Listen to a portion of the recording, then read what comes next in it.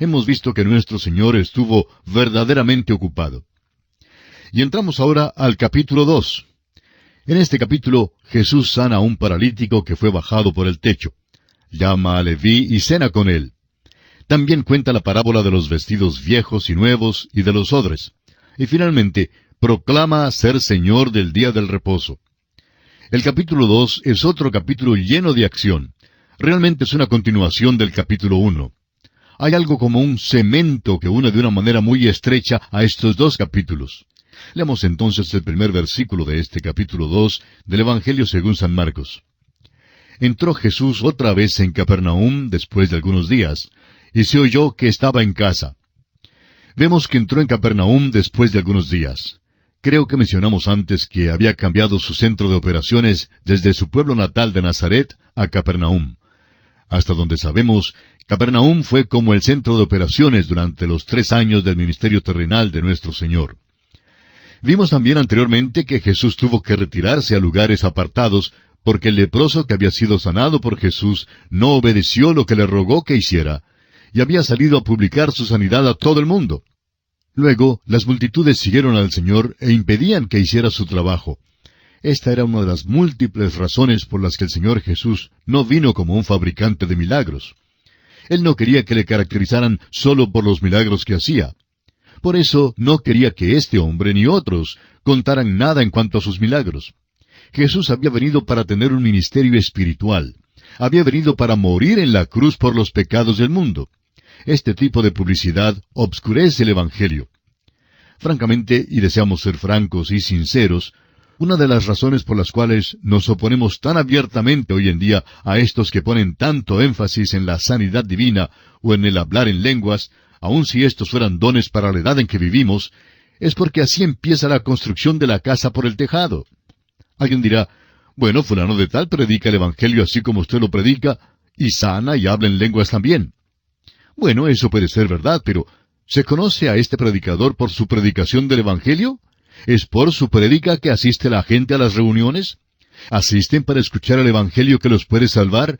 ¿O ponen su énfasis sobre la sanidad o sobre otras experiencias? Creemos que hoy en día es menester agudizar todo esto a un punto muy fino. Nuestro trabajo es principalmente predicar el Evangelio. Vemos aquí en este Evangelio de Marcos que nuestro Señor fue estorbado por causa de la sensación que se creó en cuanto al leproso, y que por eso salió de Capernaum por un tiempo. Ahora no sabemos por cuánto tiempo, pero luego regresó. Cuando volvió, dice este primer versículo de Marcos capítulo 2, que se oyó que él estaba en casa. Ahora, ¿en casa de quién? La casa aquí se refiere a la casa que es mencionada en el primer capítulo de este Evangelio. En el capítulo 1, versículo 29, dice que después que él había estado en la sinagoga aquella mañana, entraron en la casa de Simón y Andrés. Tenemos que recordar esto porque cuando estos hombres que traen al paralítico empiezan a hacer una abertura, le están quitando el techado a la casa de Simón Pedro. ¿No es verdad que es difícil imaginarnos que Pedro fuera tan dócil como para quedarse parado a un lado sin oponerse mientras lo hacían?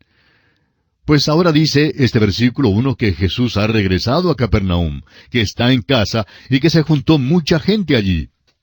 Luego, pasando al versículo 2, leemos, e inmediatamente se juntaron muchos, de manera que ya no cabían ni aun a la puerta, y les predicaba la palabra. El ministerio de nuestro Señor era el de predicar la palabra de Dios, y ese es el ministerio hoy en día sobre el cual creemos que debemos poner todo el énfasis. Es un énfasis en la palabra de Dios, en la integridad y la infalibilidad de la palabra de Dios. La oración que yo hago para mí mismo con respecto a esto es, oh Dios, dame más confianza en tu palabra. Vemos lo que la palabra está haciendo hoy en día en los corazones y en las vidas, y yo sé lo que ha hecho por mí. Como resultado, debo tener aún más confianza que la que tengo. Sin embargo, a veces nos preguntamos si la palabra tendrá alguna influencia en algún corazón o vida. Debemos confesar que no tenemos la fe que debiéramos tener. Debemos recordar que esta es la palabra de Dios y que nunca volverá a él vacía, como dice Isaías 55:11, donde leemos, así será mi palabra que sale de mi boca. No volverá a mí vacía, sino que hará lo que yo quiero y será prosperada en aquello para que la envié. Por eso nos regocijamos en leer aquí que nuestro Señor les predicó la palabra. Ahora nuestra atención se dirige a otro grupo de personas. Es una pequeña delegación de 5 hombres que está llegando por el camino polvoriento a Capernaum. Leamos los versículos 3 y 4 de este capítulo 2 del Evangelio de Marcos, que dicen: Entonces vinieron a él unos trayendo un paralítico que era cargado por 4. Y como no podían acercarse a él a causa de la multitud, descubrieron el techo de donde estaba, y haciendo una abertura, bajaron el lecho en que yacía el paralítico. Nuestra atención se dirige ahora a este grupito de 5 hombres, y así es como se ven. Un hombre que es paralítico es digno de nuestra compasión. No pudo haber llegado allí solo porque estaba acostado en una camilla. Los otros 4 estaban apostados en las extremidades de la camilla, y así vienen. No pueden entrar por la multitud que se ha juntado allí. En realidad, son tantos que llenan las puertas y las ventanas.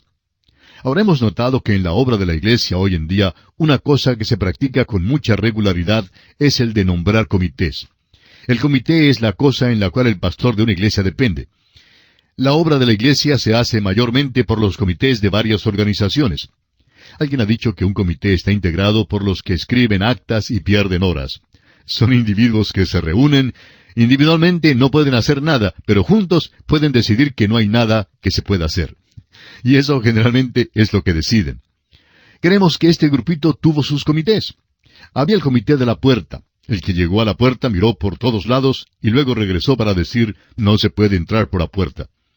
Luego vino el comité de las ventanas. El que llegó a las ventanas y después de mirar, regresó para informar: no podemos entrar por la ventana. Menos mal que había el comité del techo. Y ese comité volvió y dijo: creemos que sí podemos bajarlo por el techo. Bueno, si hay los suficientes comités, quizá haya uno que funcione. De todos modos, decidieron bajarlo por el techo y, por tanto, estos hombres se ocuparon de hacer una abertura. Aparentemente era un techo de paja. Tuvieron que quitarla. Y el problema principal que confrontaron era cómo subir al paralítico al techo para luego bajarlo en la presencia del Señor Jesús. Después que habían dedicado todo su tiempo y atención a estos problemas, creemos que tuvieron un poquito de pena. Leamos el versículo 5. Al ver Jesús la fe de ellos, dijo al paralítico: Hijo, tus pecados te son perdonados. Ahora, ¿de quién era la fe? Fue la fe de estos hombres. Un vistazo superficial a este versículo parece indicar que fue la fe de aquellos hombres la responsable de la salvación del paralítico. Tus pecados te son perdonados. Ahora nosotros creemos que somos salvos mediante la fe propia, personal e individual. Es maravilloso tener a una madre piadosa, pero usted no va al cielo porque ella sea piadosa. Es maravilloso tener a un padre religioso, pero su padre religioso no le salvará a usted ni a nadie más. Solo el Padre Divino puede lograr su salvación. Usted mismo tendrá que ejercer la fe. Usted es quien tiene que creer. Y estamos seguros que esto es verdad también hoy en día. Al inspeccionar este pasaje más de cerca, vemos que no fue la fe de estos 4 hombres la que salvó al paralítico. Fue la fe de estos hombres la que lo trajo al lugar donde podía escuchar y recibir individual y personalmente al Señor Jesús. Al ver Jesús la fe de ellos, significa su fe en traer al paralítico a ese lugar. Cuando Jesús vio esta fe, entonces se dirigió personalmente al paralítico y le dijo: Hijo, tus pecados te son perdonados. Lo que hace falta en la iglesia hoy en día, amigo oyente, son los camilleros. Necesitamos hombres y mujeres con aquel tipo de fe que va y trae a los perdidos para que puedan escuchar el mensaje del Evangelio. Hay muchos hoy en día que son paralíticos. A veces se trata de una parálisis del pecado. Puede ser una parálisis de indiferencia o de prejuicios.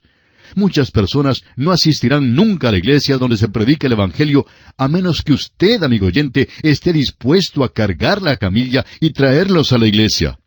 Eso es lo que hicieron estos hombres. Tuvieron la fe para traer este pobre hombre a Jesús, y sin ellos nunca habría estado allí para escuchar al Señor Jesús mientras se dirigía personalmente a Él y le perdonaba sus pecados. Leamos ahora los versículos 6 y 7 de Marcos capítulo 2. Estaban allí sentados algunos de los escribas, los cuales cavilaban en sus corazones.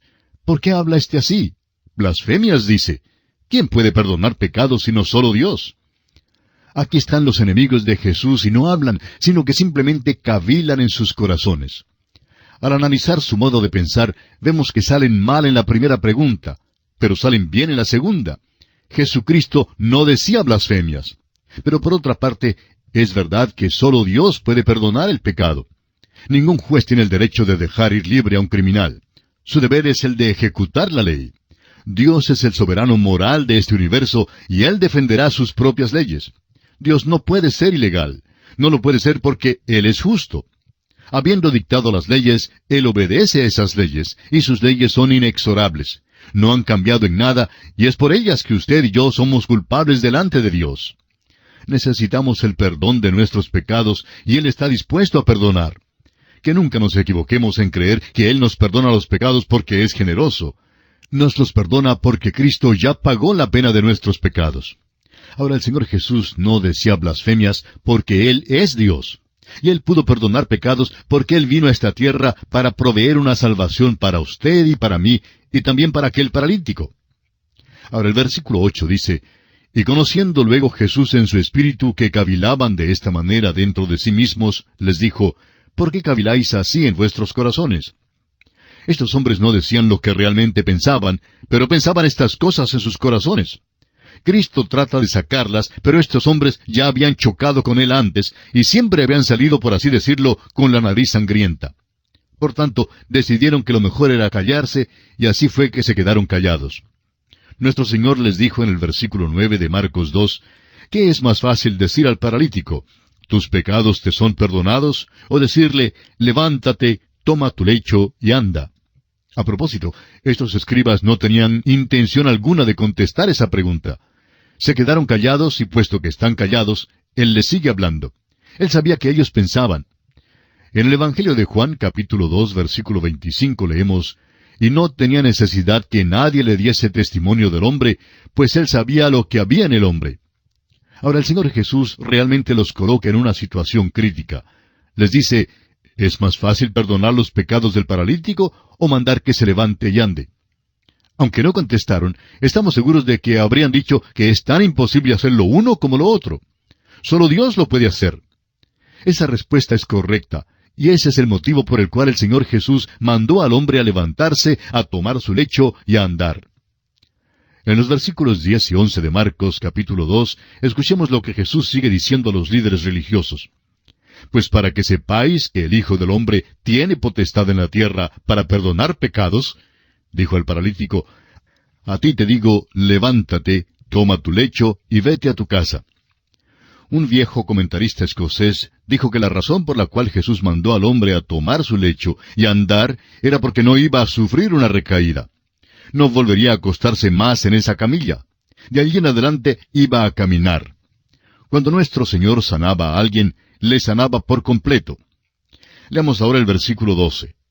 Entonces él se levantó enseguida, y tomando su lecho, salió delante de todos, de manera que todos se asombraron y glorificaron a Dios, diciendo, «Nunca hemos visto tal cosa». Amigo oyente, este es un evangelio de acción. Y aquí tenemos uno de los milagros de acción. Continuemos ahora con más acción, aunque no se trata de otro milagro. Leamos los versículos 13 y 14 de Marcos 2. Después volvió a salir al mar, y toda la gente venía a él y les enseñaba. Y al pasar vio a Leví, hijo de Alfeo, sentado al banco de los tributos públicos, y le dijo, «Sígueme». Y levantándose, le siguió. Este es el llamamiento de Leví, o sea, Mateo. Mateo era de la tribu de Leví.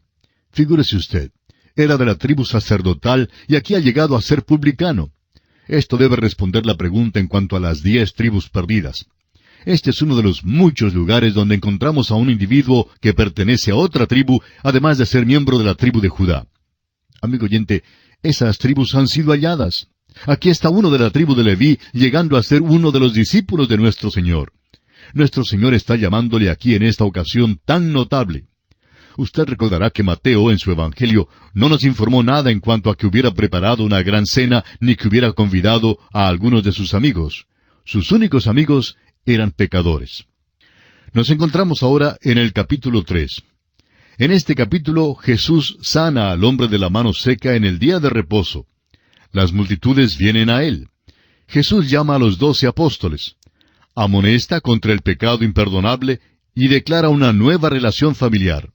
Leamos los primeros 2 versículos de este capítulo 3 del Evangelio de Marcos. Otra vez entró Jesús en la sinagoga, y había allí un hombre que tenía seca una mano. Y le acechaban para ver si en el día de reposo le sanaría, a fin de poder acusarle. Aquí surge la pregunta, ¿habrán colocado a este inválido allí a propósito? Creemos que la respuesta es que sí. El otro caso que involucraba el sábado sucedió en los sembrados, o sea, en un lugar secular. Pero aquí ocurre dentro de la sinagoga, considerado como un lugar sagrado. El Señor Jesús había estado sanando a las multitudes y realmente podía cumplir un gran ministerio en este respecto. Sus enemigos sabían que si colocaban a este hombre que era inválido aquí mismo en el camino del Señor, Jesús haría algo cuando llegara a la sinagoga.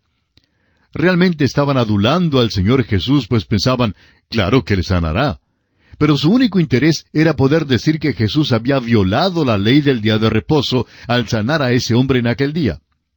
Creemos que colocaron al inválido allí porque dice aquí que sus enemigos estaban allí acechando. Esto ocurrió durante el principio del ministerio del Señor, pero ya sus enemigos estaban allí buscando alguna excusa débil para poder acusarle. Y no tienen que esperar mucho rato porque note usted lo que Jesús hizo. Veamos el versículo 3. Entonces dijo al hombre que tenía la mano seca, levántate y ponte en medio. Pidió al hombre que pasara adelante para colocarse en medio del grupo porque quería decir algo.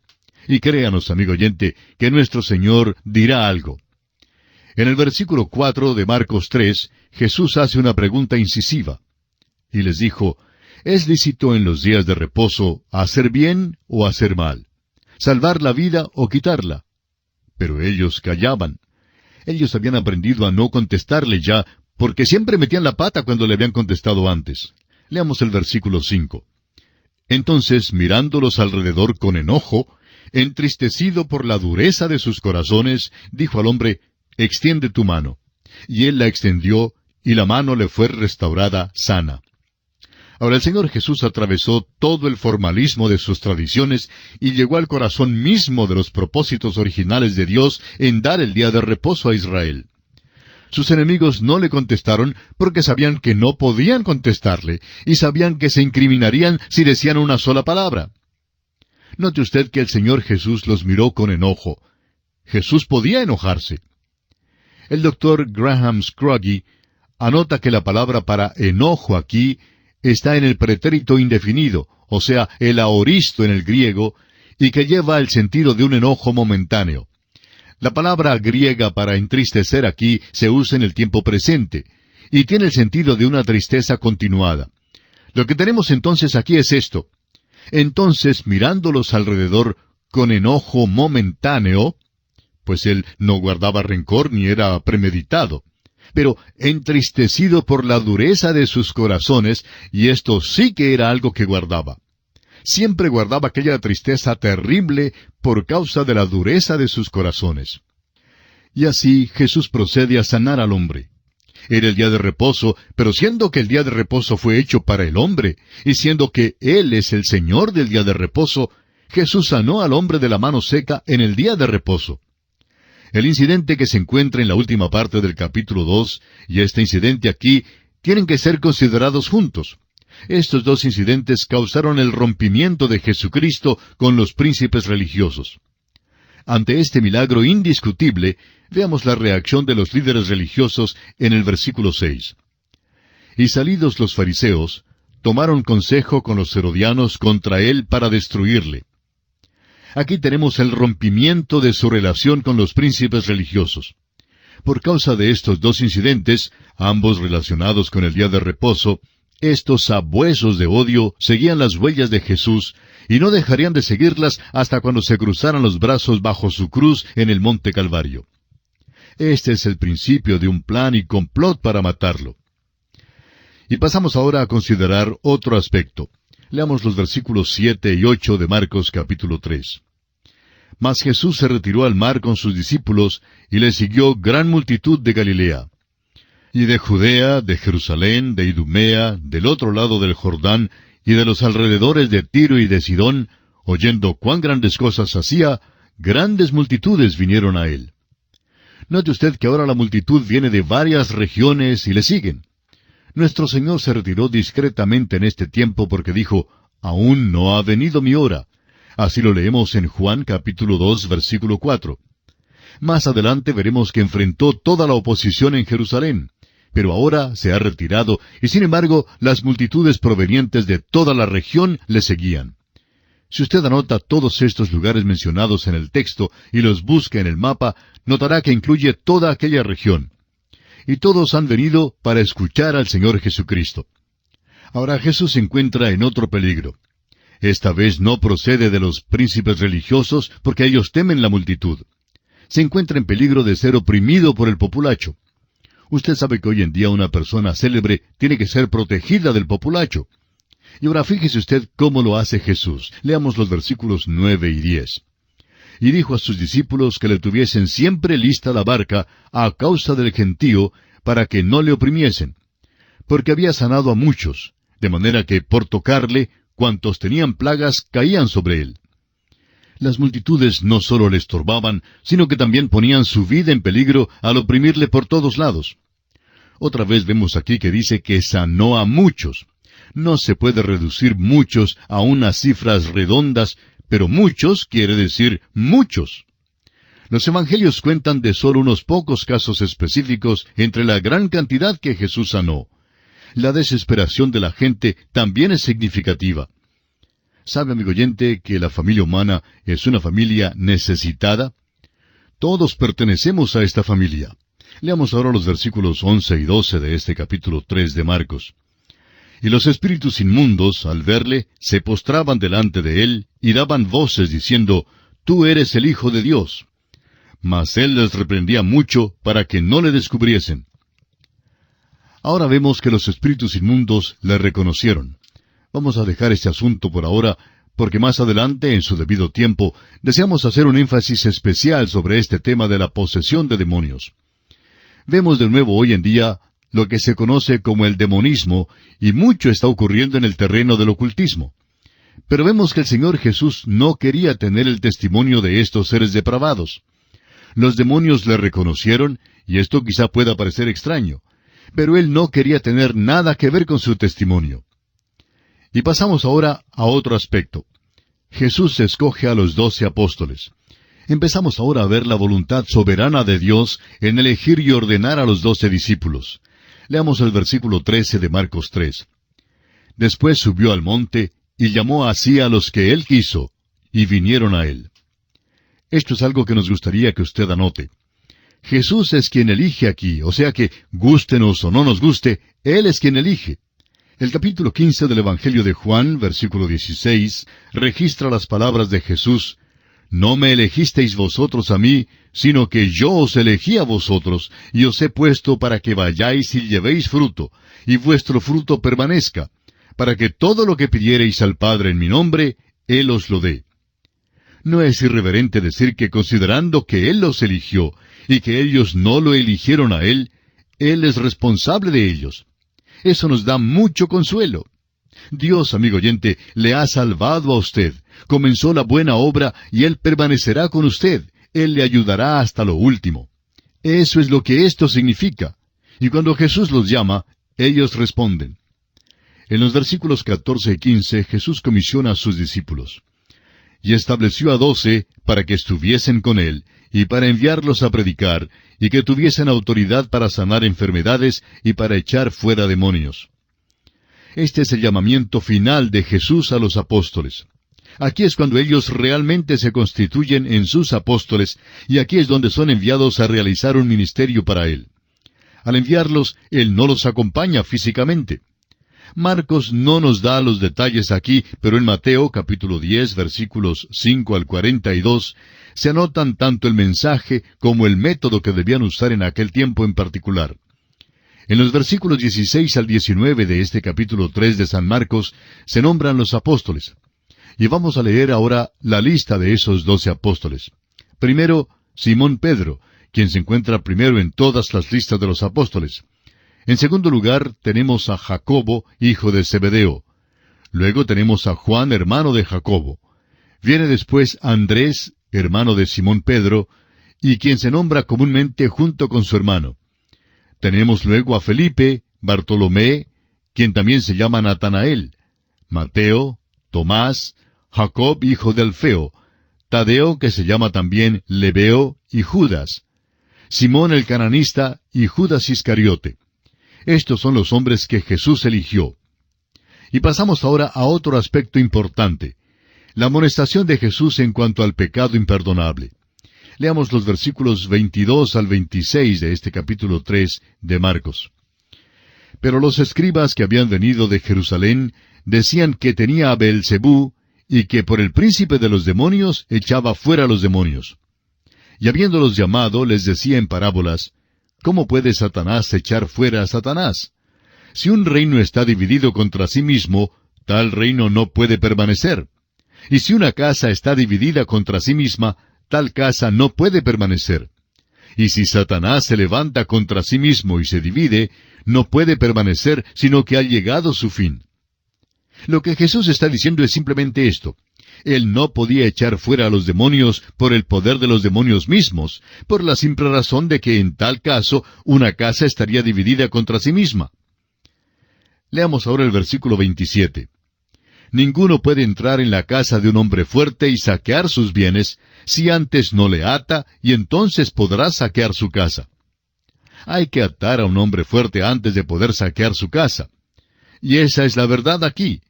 El Señor Jesús no hace estos milagros por el poder de Satanás, porque entonces Satanás estaría dividido contra sí mismo.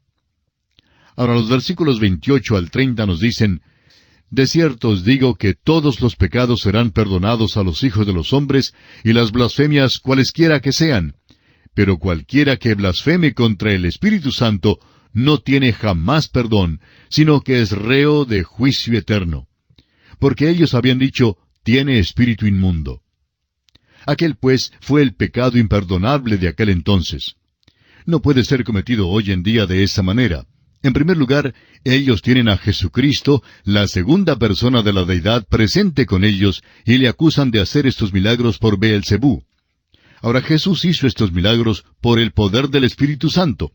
Por tanto, en realidad, estaban rechazando las obras de dos personas de la deidad, el testimonio del Hijo y el testimonio del Espíritu Santo. Esto no puede ser cometido hoy en día porque Jesucristo no está aquí en cuerpo físico.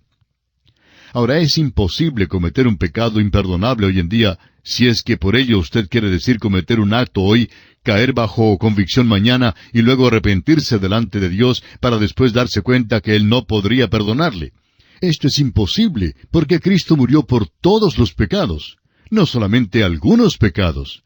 No murió por todos los pecados, con la excepción del pecado imperdonable. No hay tal cosa como el poder cometer hoy un acto que Él no pueda perdonar. Gracias a Dios por eso.